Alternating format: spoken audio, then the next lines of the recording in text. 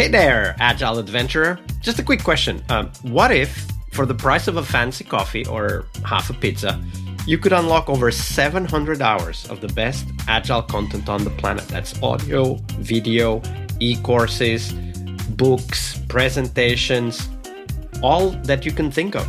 But you can also join live calls with world-class practitioners and hang out in a flame war-free and AI slop-clean Slack with the sharpest minds in the game. Oh, and yes, you get direct access to me, Vasco, your Scrum Master Toolbox podcast. No, this is not a drill. It's the Scrum Master Toolbox membership.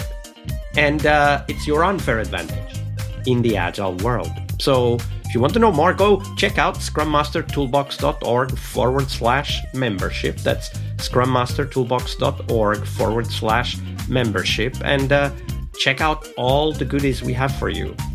Do it now. But if you're not doing it now, let's listen to the podcast.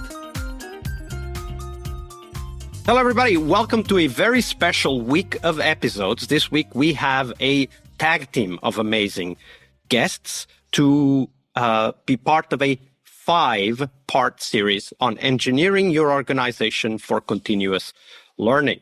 We are sitting down with Tom Gilb, pioneer of the Evo approach and value-based engineering, and Simon Holzapfel, who's been a previous guest, system thinker and educator. And across these 5 specific conversations, every one of them will be about a topic, and it all comes together on Friday. So make sure you listen to all of them. We will talk about how to shift from motion to meaningful progress, from planning to adaptive strategy, from checkbox agile to continuous learning systems. This is about engineering organizations that evolve deliberately, measurably, and of course, with a clear purpose. So let's get into it. Let me welcome to the show our amazing guests, Simon and Tom. Welcome to the show. Thank you.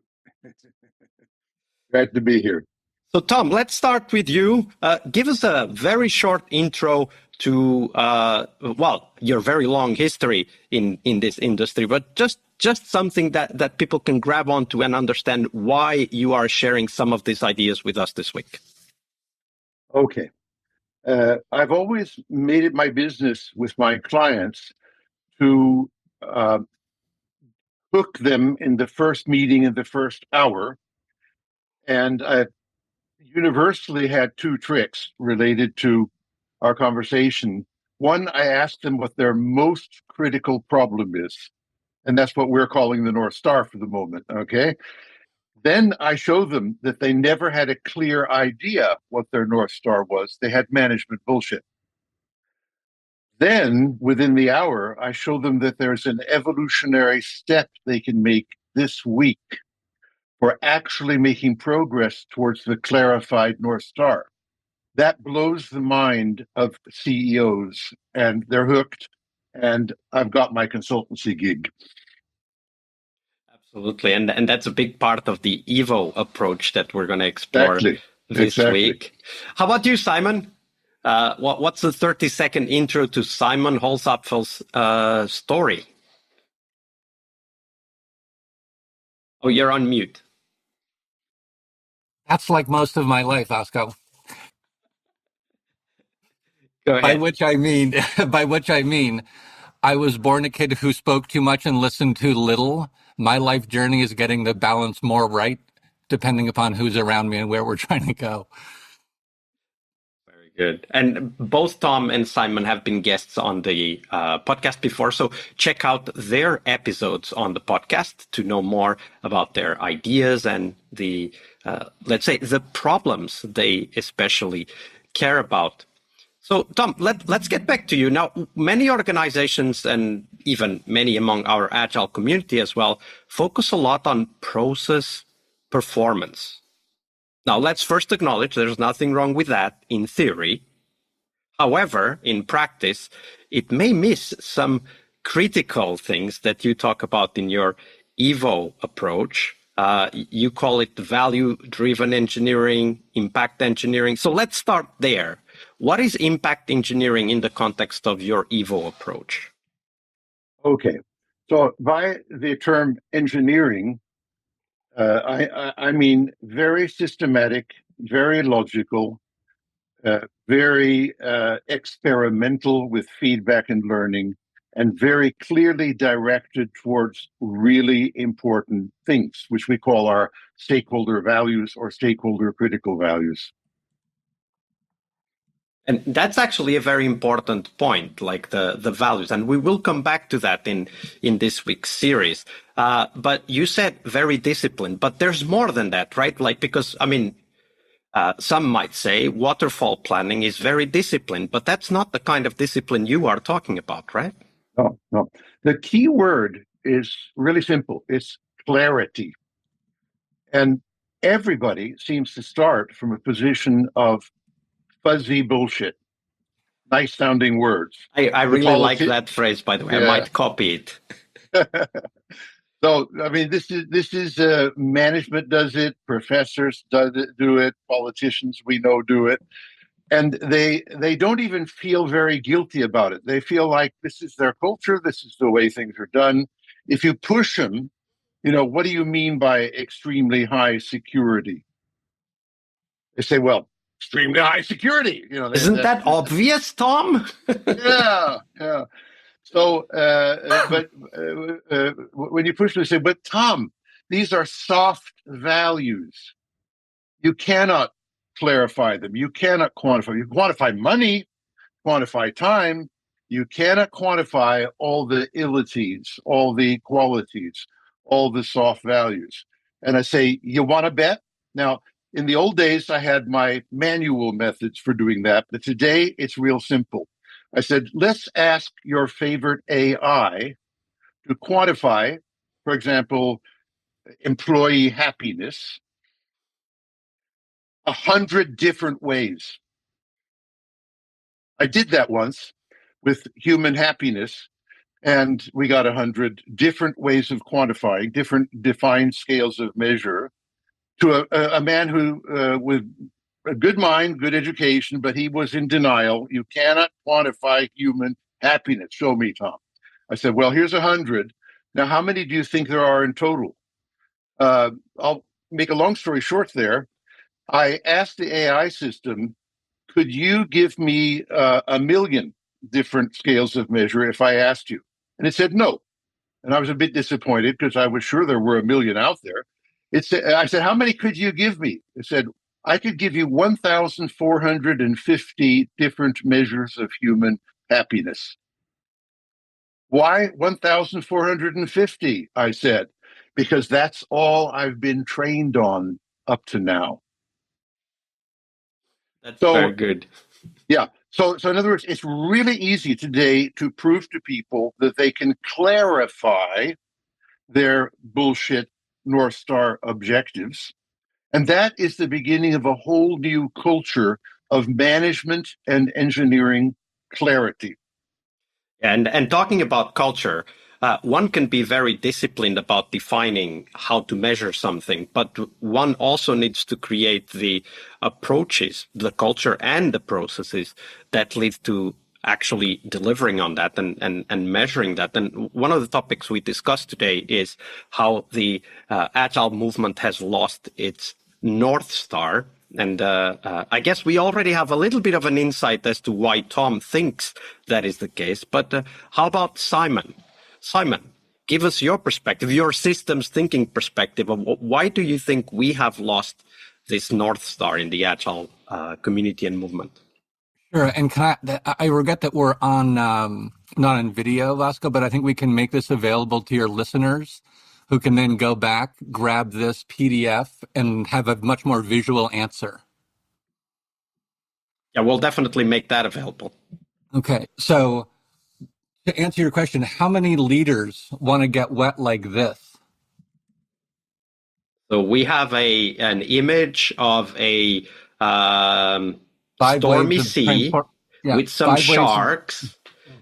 And there's some superficial process thinking on the left, and there's some very high waves and personal awareness and reflection on the right, with the phrase, maybe it's me. So I guess, Simon, by getting wet like this, you mean leaders who want to get to the point where they may be forced to realize that the challenge to deliver value is not the process, the technology, or even the other people, but maybe themselves. Is that what you mean?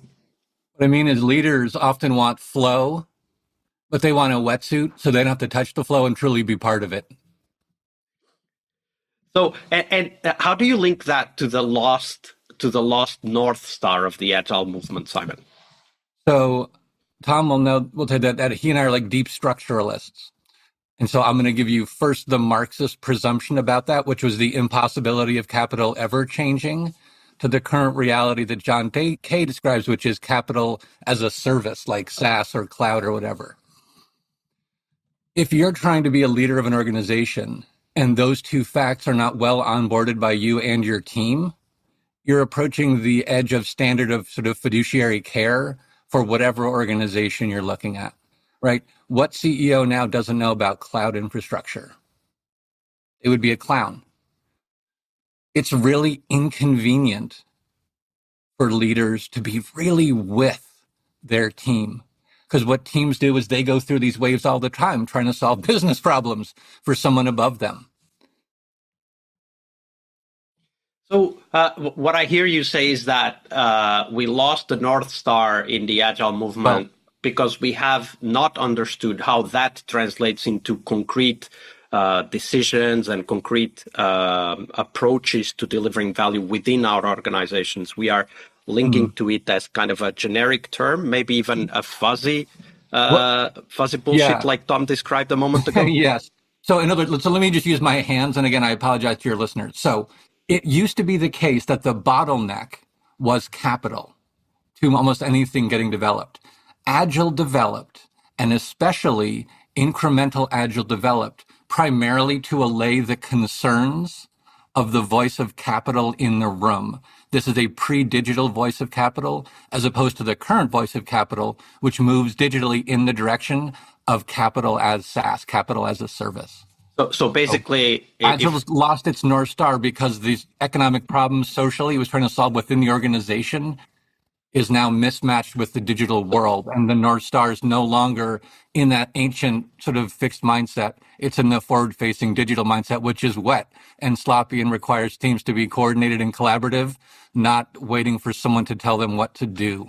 Okay, and so one of the things that this suggests in me is this contrast between trying to be more efficient and actually navigating complex feedback loops and social structures to try to be more impactful. Because innovation is a fundamentally stochastic process. And so this is why when I met Tom, it was kind of like meeting Jesus, Buddha, and Gandalf at the same time. Because I had been in this pit of despair of we just can't measure some things. We just can't bring value and clarity. And I met Tom, I was like, ta-da! Not only does this exist for any Scrum Master with AI access, the whole Gilbiverse is right there. You can then use that as a Scrum Master, not to just protect your team, right? The anxiety is outside the team. Capital wants predictive returns on a stochastic process, which is innovation. Obviously, you just cache buffer the innovation thing, just like throughput accounting tells us to do, like Danielle Doiron tells us to do.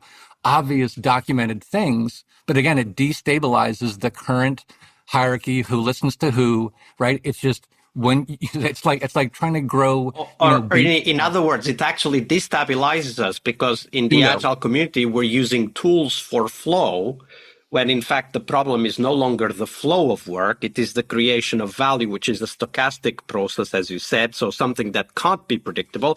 It will happen in big lumps at some point, but you can't predict when it happens. Early in the process, but then you use Gilbian methods, you use the leaf methods to, again, Agile, lean, refine with Tom's sort of operating system. Then you mean the Evo approach, yeah, and we'll talk more. We'll talk more about that tomorrow. So we talked about the need to focus on delivering value through innovation, but then the question is, okay, but how do we make sure we are delivering that value? And that's actually something we're going to talk about tomorrow when we explore continuous strategy engineering with the Evo approach by Tom Gilb. So Tom and Simon, thank you for being here. It was a wonderful set of introduction ideas. Looking forward to our conversation tomorrow. All right.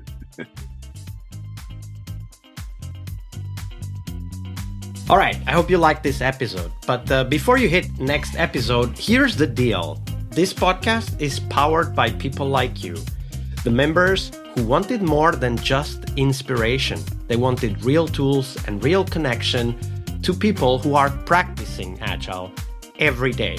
We're talking access to over 700 hours of Agile Gold, CTO level strategy talks, summit keynotes, live workshops, e-courses, deep dive interviews, books, and if you're into no estimates, we got the pioneers of no estimates in those deep dive interviews as well. Agile business intelligence, creating product visions, coaching your product owner courses, you name it. You'll get invites to monthly live Q&As with Agile pioneers and practitioners, plus a private Slack community, which is free of all of that AI slop you see everywhere, and of course, without the flame wars. It's a community of practitioners that want to learn and thrive together. It's the best place to connect with community and learn together. So if this podcast has helped you before, imagine what you will get from this podcast membership. So head on over to scrummastertoolbox.org/membership and join the community that's shaping the future of Agile. And we have so much for you. So check out all the details at scrummastertoolbox.org/membership, because listening is great, it's important, but doing it together, that's next level. I'll see you in the community Slack. We really hope you liked our show. And if you did, why not rate this podcast on Stitcher or iTunes? Share this podcast and let other Scrum Masters know about this valuable resource for their work. Remember that sharing is caring.